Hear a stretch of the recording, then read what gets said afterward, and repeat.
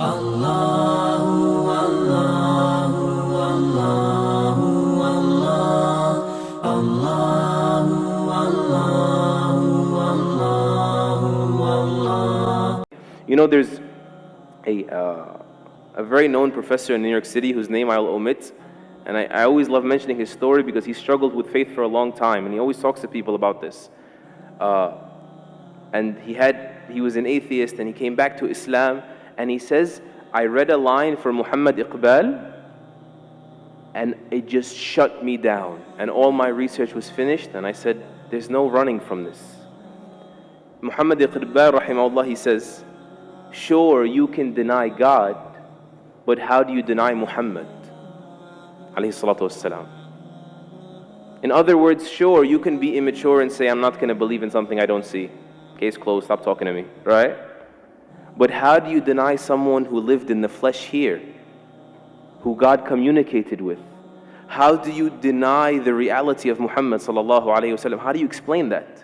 We need to revisit that. How does a man get born in a vicious environment, alayhi salatu wassalam, and he becomes this beautiful, soft, delicate, bashful, merciful person who was content when people couldn't even be patient, and was merciful when people couldn't even be just, and he was gentle with kittens, and he praised people for taking care of animals. And then on the battlefield, he's on the front lines, and the tough guy is the one that can stand by his side, or the brave person, more respectfully, because these are the Sahaba, right? Al-Bara and Ali, they say the tough one is someone that could come near him. He's on the front lines, alayhi salatu wassalam. How do you explain someone who's like that, of valor, and then he stops the army, as Ibn Mas'ud says, or he says we were on a travel, and he says, who scared this pigeon regarding her babies? Who took the babies away? How do you explain that?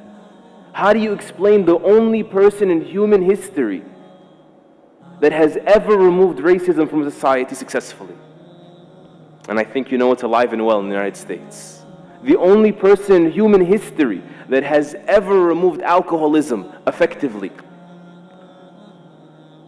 that has suffocated the institution of slavery until it dwindled and people benefited from their freedoms and enjoyed them.